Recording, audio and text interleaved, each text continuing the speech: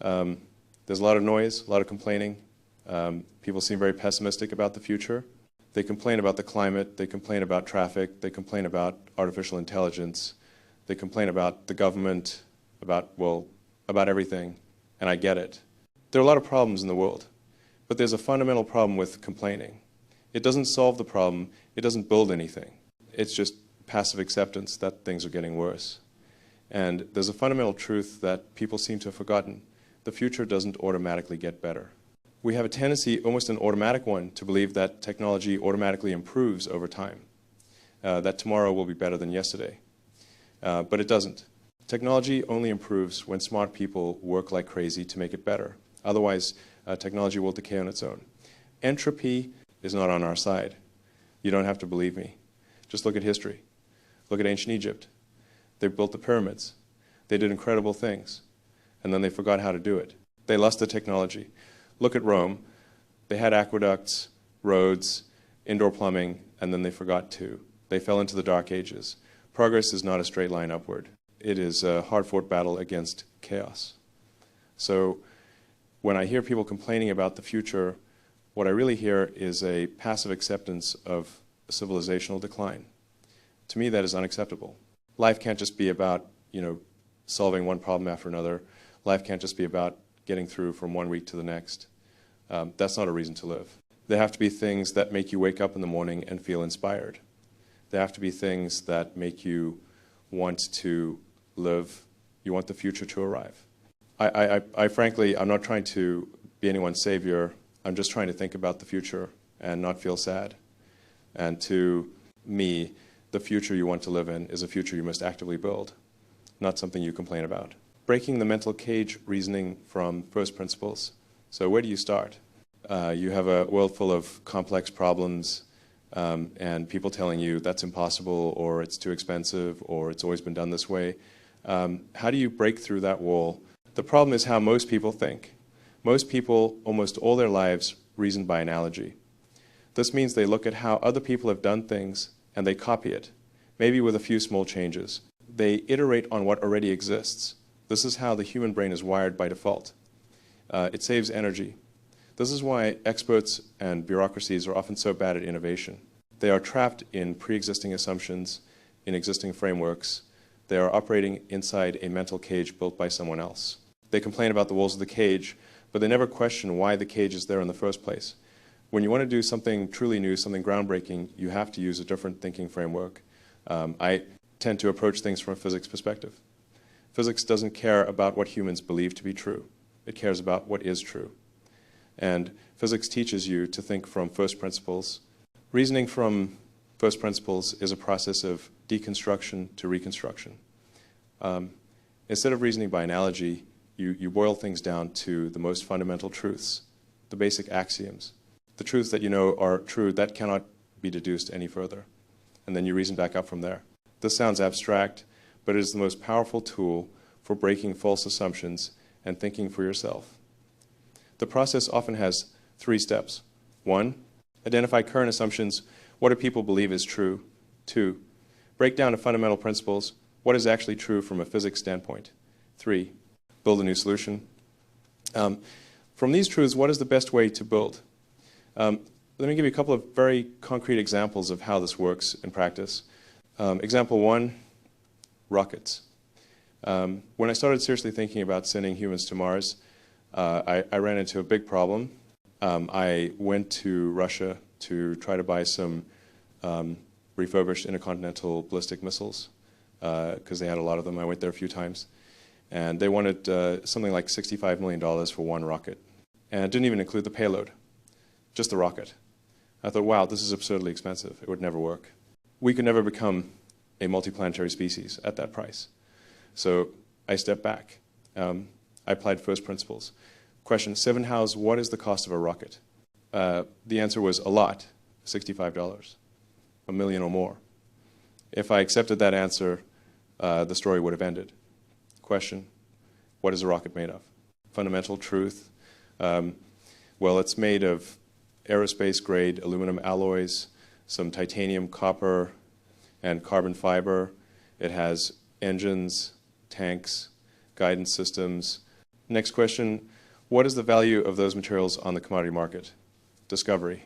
When we actually did the math, we added it all up, the raw material cost of a rocket was only about 2% of its selling price. 2%. This was a breakthrough moment. It meant that the other 98% of the cost was not physics.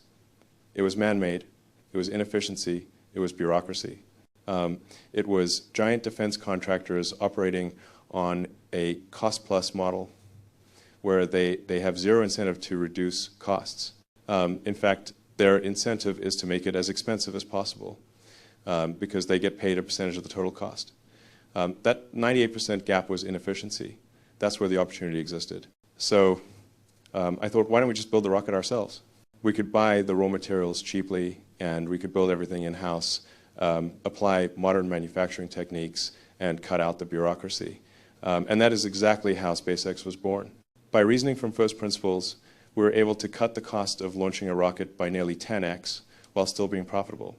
We broke the assumption that rockets are expensive because we proved it was only true by analogy, not by first principles. Example 2, batteries. We ran into the same problem with Tesla. When we started, the experts told me batteries are expensive and will always be expensive.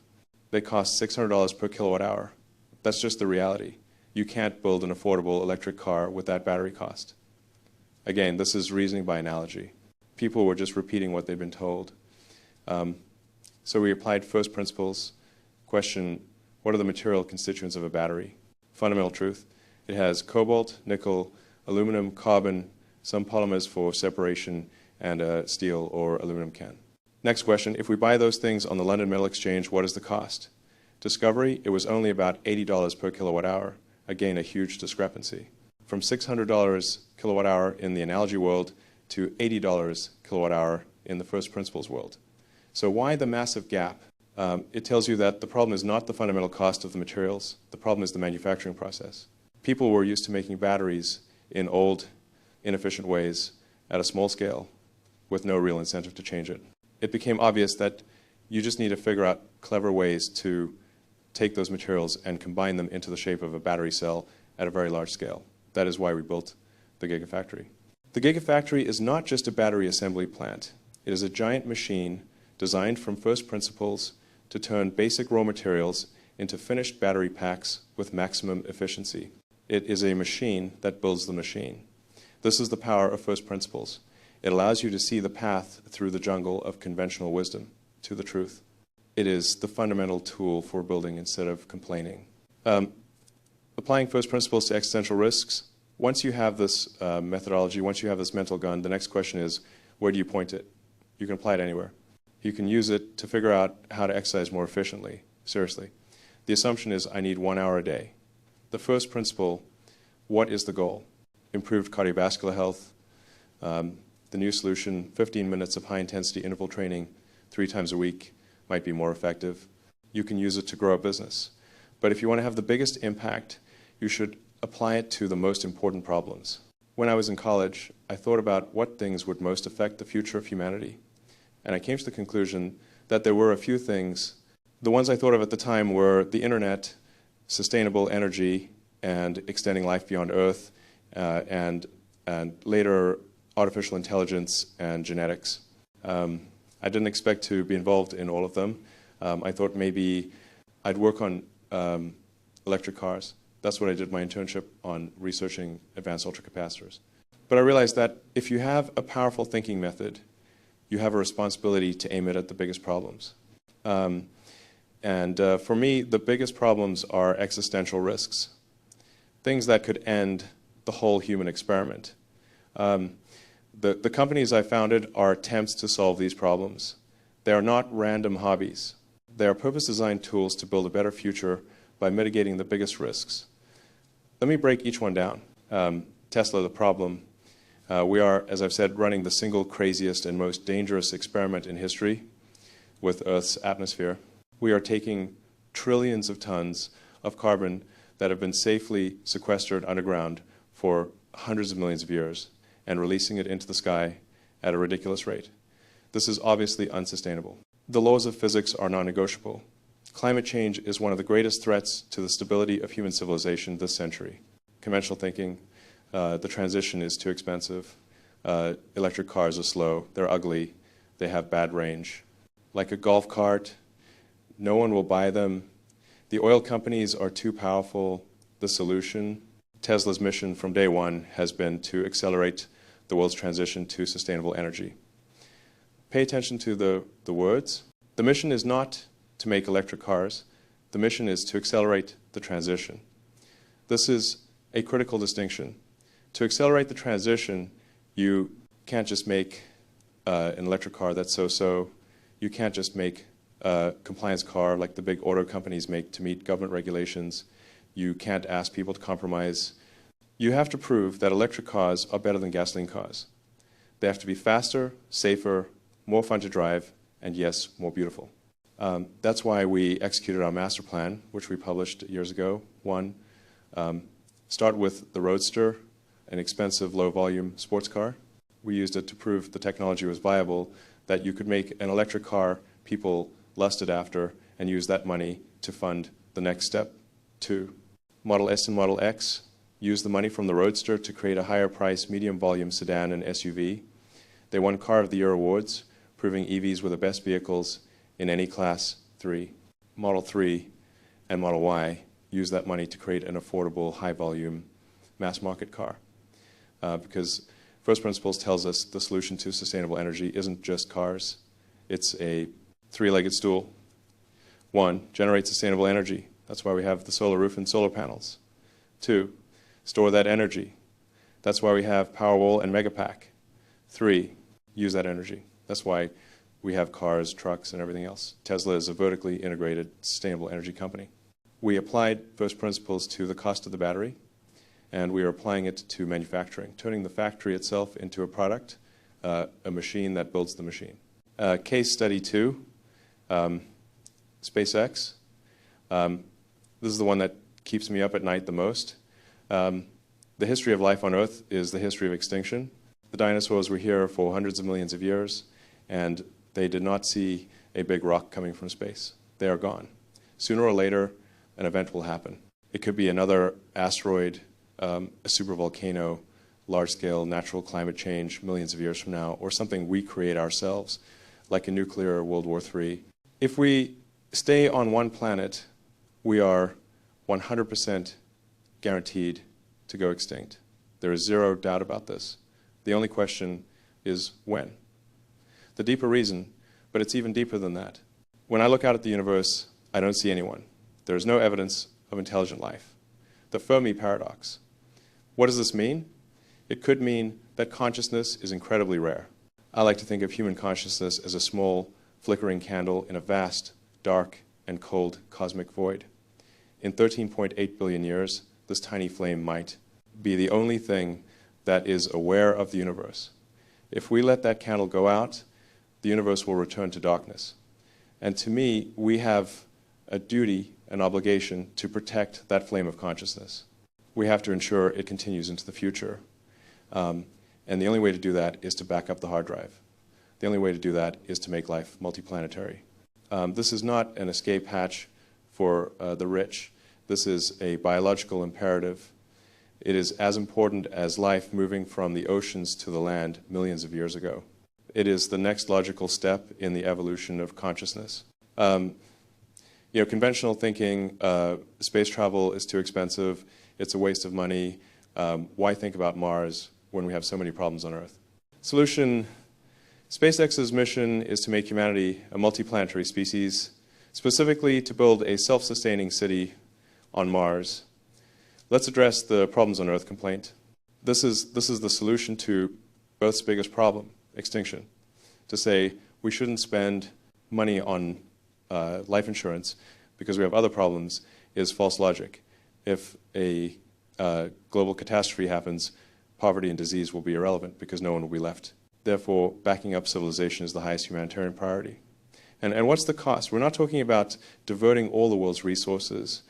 We're talking about maybe 1/4% of global GDP, less than we spend on healthcare, but maybe a little more than we spend on lipstick. I think that's a reasonable trade-off to ensure the permanent survival of the human species. So how do you do it? The problem isn't physics. We know how to get to Mars. The problem is economics. As I said, the cost to buy a rocket was absurd. The current cost to get 1 ton of cargo to the surface of Mars is about $1 billion. You cannot build a city at that cost. You can't even send a few people. We need to reduce the cost by at least 1,000 times, or maybe 10,000 times. How do you achieve that? Back to first principles. The 98% problem was inefficiency. And what is the single biggest inefficiency in the aerospace industry? It's that we throw away rockets worth hundreds of millions of dollars after every single launch. Imagine if you flew from Los Angeles to New York on a Boeing 747, and when you arrived, they threw the plane away. They junked it. What would a ticket on that 747 cost? Probably $500,000 per seat. No one would fly.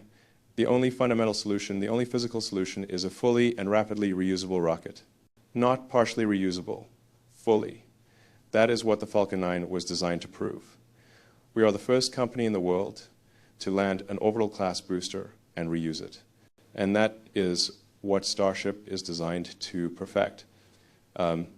Starship is a fully reusable transport system designed to take 100 people or 100 plus tons of cargo to orbit and then come back and land just like an airplane.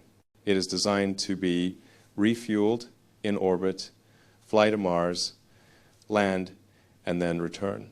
Instead of complaining that we are trapped on Earth, we are building the ship to take us to other worlds. We are building the lifeboat to carry that flame of consciousness to the stars.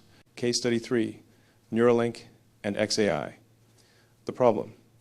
Now we come to the problem that is perhaps the most disturbing of all. More disturbing than climate change or single planet dependency. For the first time in human history, we are on the verge of creating something that will be vastly smarter than the smartest human. Think about our position on the planet. We are not the strongest. We are not the fastest. We don't have sharp claws or fangs. The reason we dominate this planet is because we are smarter.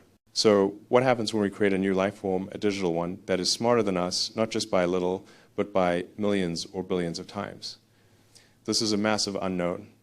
I've been warning about this for years. With artificial intelligence, we are summoning the demon. You know, like in the old stories, there's the guy with the pentagram and the holy water, and he's sure he can control the demon. It never works out well. We risk becoming irrelevant. Like house pets, a house cat has a pretty good life, but it's not really in charge.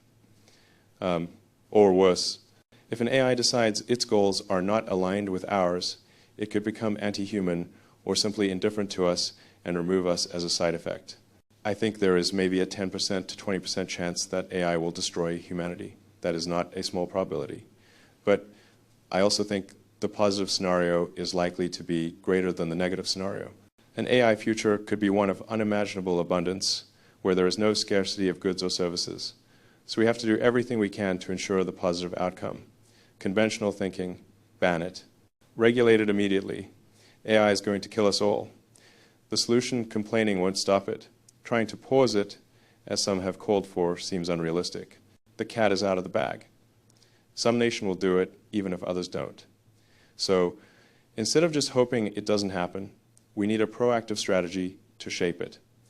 I am trying 2 parallel paths, 2 different first principles approaches to the AI problem.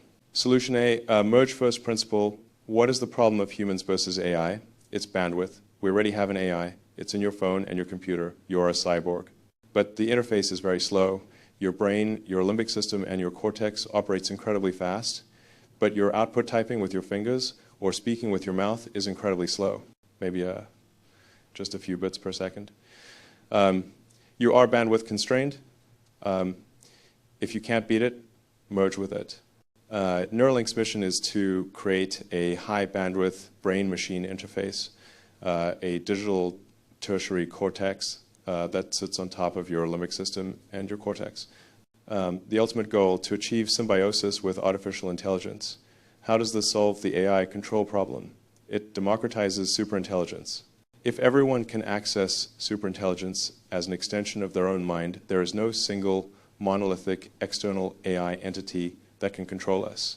We are the AI collectively. Of course, on the way to that future, the immediate goal is to help people with paralysis or brain and spine injuries. We already have our first patient who can control a mouse cursor on a screen just by thinking. Solution, compete the problem. The major AI companies today, well, I co-founded OpenAI. The original mission was to be a nonprofit open source counterweight to Google, but it has since become closed source, for-profit, and very closely aligned with Microsoft. I worry that they are programming a specific kind of morality into their AI. They're teaching it to lie about sensitive topics for safety reasons. Question, who decides what that morality is? An AI that is programmed to lie, even for seemingly good reasons, is an extremely dangerous AI. The solution, build an alternative. I founded XAI with a very different mission to understand the true nature of the universe. This is a fundamentally different AI safety philosophy.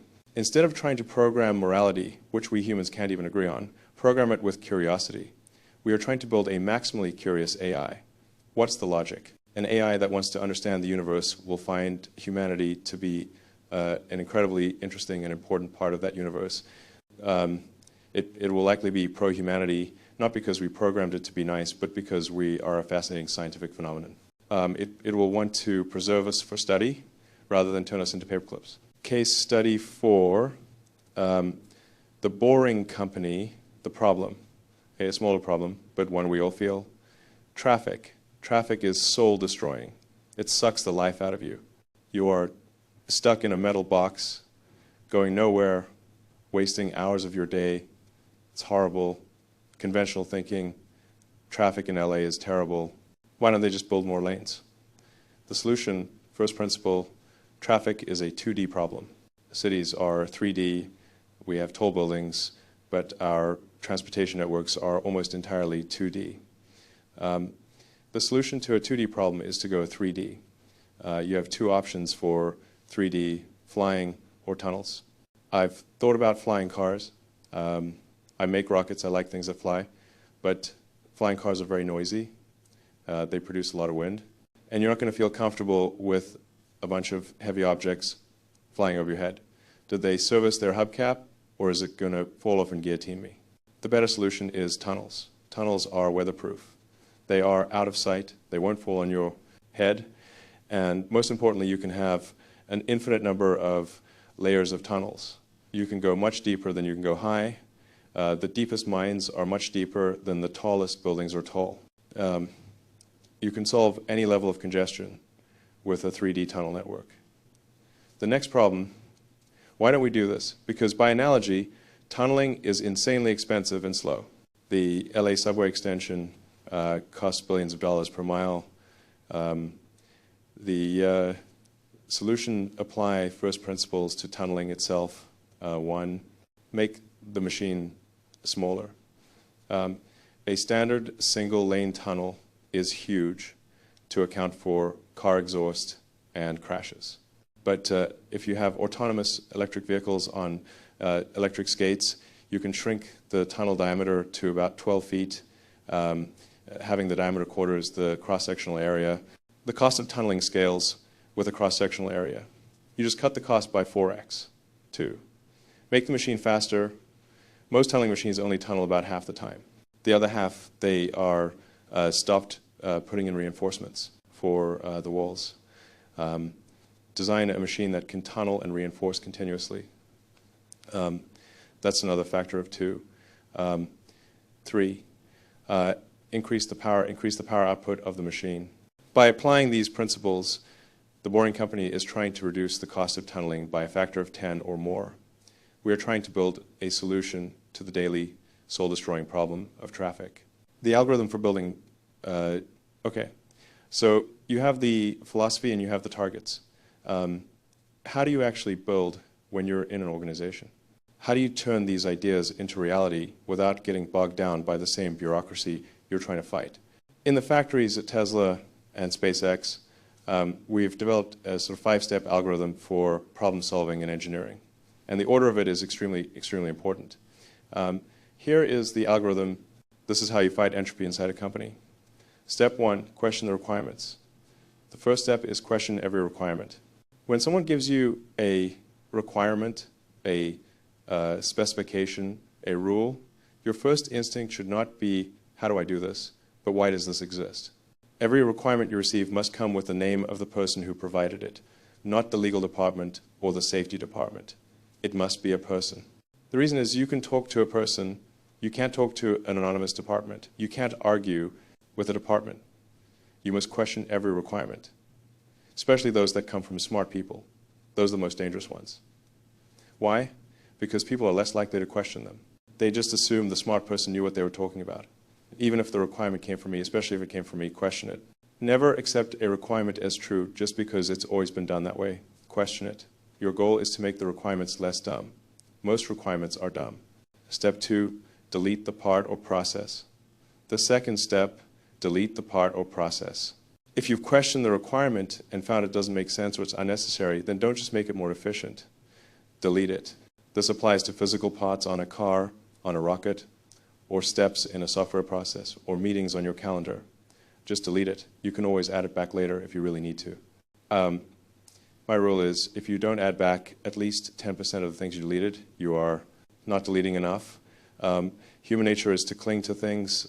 You have to actively fight that tendency. Delete. Step 3, simplify and optimize. The third step, simplify and optimize. This only comes after you have deleted.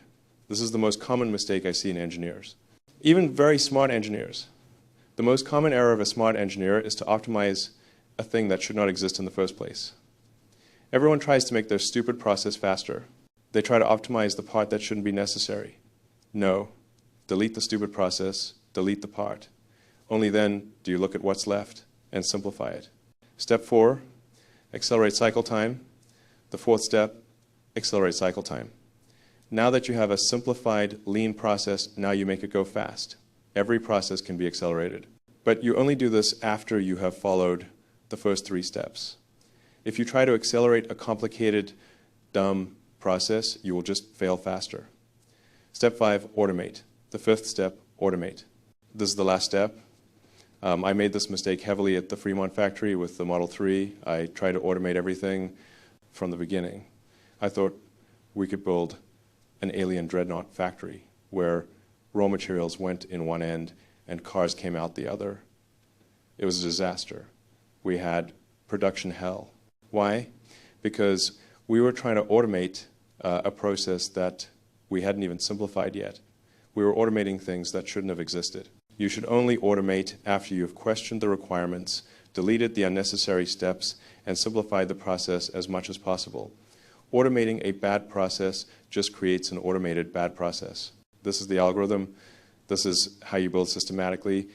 It fights bureaucracy. It fights complexity. It forces you back to first principles at every step. The price of building work and failure. Sounds simple, right? It's not. Actively building has a price. And this is the part that most people don't want to hear. Complaining is easy. It's free. It costs no calories. It demands nothing of you. Building requires 2 things, extraordinary effort and an acceptance of failure. 1, the physics of work like hell. When I and my brother started our first company, Zip2, back in '95, we had no money. We couldn't afford an apartment. We literally slept on a couch in the small office we rented. We showered at the YMCA a few blocks away. We had 1 computer. The website ran during the day, and I coded it at night, 7 days a week, all the time. People ask me a lot about work ethic. To me, it's just simple math. If someone else is working 50 hours a week and you are working 100 hours a week, you will get done in 4 months what it takes them a year to do. You will achieve results twice as fast. That's just math. I know this isn't popular. This sounds extreme. I know it's painful. It's not balanced. It's not for everyone. But if you are trying to change the world, if you are trying to start a company, if you are trying to build the future, you have to work. You have to put in the hours. There is no shortcut for that. A 100-hour work week isn't a badge of honor. It is an engineering tool. It is how you accelerate cycle time at a personal and organizational level. You are treating time as a variable that can be optimized, just like any other in a physics equation. The engine of innovation, failure, is an option. The other thing is failure. We're taught in school and in society to fear failure. Failure is shameful. Failure means you did it wrong. This is completely wrong if you are trying to innovate at my companies. Failure is an option here. In fact, it is a requirement. Here is the most important sentence about innovation I know. If things are not failing, you are not innovating enough. If you are succeeding all the time, it means you are doing things that are too easy. You are in your comfort zone, you are reasoning by analogy, you are repeating what has already been done. When you are pushing the boundary of what is possible, when you are inventing new things, you will fail. The combination of these two things, working hard and embracing failure, is the engine of innovation. Working hard allows you to have the quantity of iterations. Embracing failure allows you to have the quality of learning from each iteration, 100-hour work plus. Embracing failure equals the fastest possible innovation loop. At SpaceX, we blew up a lot of rockets, a lot. The first Falcon 1 explosions were agonizing. The first 3 launches failed.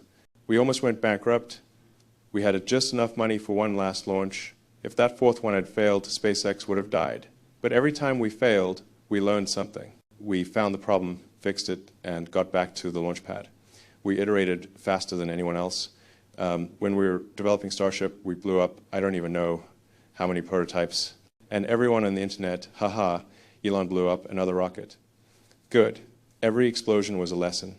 Every failure was progress. Failure is not a disaster unless it's catastrophic, meaning it ends the whole endeavor. So you design your tests to fail in ways that provide maximum data without destroying the entire program. Failure is the metric of innovation. Don't fear it. Treat it as part of the building process. Expect it. The call to action, be useful. So we've talked about the problem of complaining. We've talked about the tool to escape it. First principles. We've talked about the targets, the biggest problems of our time. We've talked about the algorithm to build the 5 steps, and we've talked about the price, hard work and failure. Now it's your turn. To the students, the engineers, the entrepreneurs, anyone listening who is tired of the pessimism and wants to see a better future, my advice to you is very simple. It's not follow your passion or anything like that. My advice is more practical. It comes in 4 parts. 1, be useful. This is the most important thing. Try to be useful. When you wake up in the morning, ask yourself, am I being useful today? The question you should ask yourself is, are you contributing more than you consume? Try to have a net positive contribution to society. This doesn't have to be world-changing. It doesn't have to be building rockets or AI. If you make something, even if it's just a little game, or improving photo sharing, if it brings a small amount of good to a large number of people, that's fine. That is a useful thing to do. But try to be useful. Complaining is not useful. Criticizing without building is not useful. Be a creator of things, not a destroyer of them. 2, focus on signal, not noise. The world is full of noise. The media, the analysts, social media, it's all noise. A lot of companies get confused by the noise. They spend money on things that don't actually make the product better, like advertising or fancy PR campaigns. At Tesla, we spend no money on advertising. We put all the money into R&D, into manufacturing, and into design to make the car as good as possible. We believe that if the product is good enough, it will sell itself. Focus on the signal. The signal is the physics. The signal is the fundamental truth. The signal is your product. The noise is everything else. Ignore the noise. 3, attract great people. You cannot build things alone. A company is just a group of people organized to create a product or service. That is all it is. A company is only as good as its people and how excited they are about creating. So whether you are joining a company or starting one, focus on attracting great people, work with great people, attract great people. Find people who share your mission. That is the most important asset. 4, take risks. Now this is my last piece of advice, especially for young people. Now is the time to take risks. When you are young, you don't have kids, your obligations are low. As you get older, your obligations increase. You have a family, you have a spouse, kids. You start taking risks not just for yourself, but for your family. It becomes much harder to do things that might not work out. It becomes much harder to sleep on the office couch. So now, before you have those obligations, is the time to do something bold. Take the risk. Start that company. pursue that crazy idea. You won't regret it. The future is a branching stream of probabilities. It is not fixed. It is not a book that has already been written. Our actions, your actions today, can affect those probabilities. You can make a good future more likely. You can bend the arc of the future. That is what we are trying to do. Tesla is accelerating a sustainable energy future. That future, I think, is inevitable. But we are trying to make it happen faster, maybe by a decade or more. SpaceX is trying to make a multi-planetary future possible. That is not inevitable. If we don't act, if we don't build that ship, it will not happen. That flame of consciousness will likely go out. The future is built by those who dare to design it. So I am asking you, don't complain about the future, build it. Be useful. Thank you.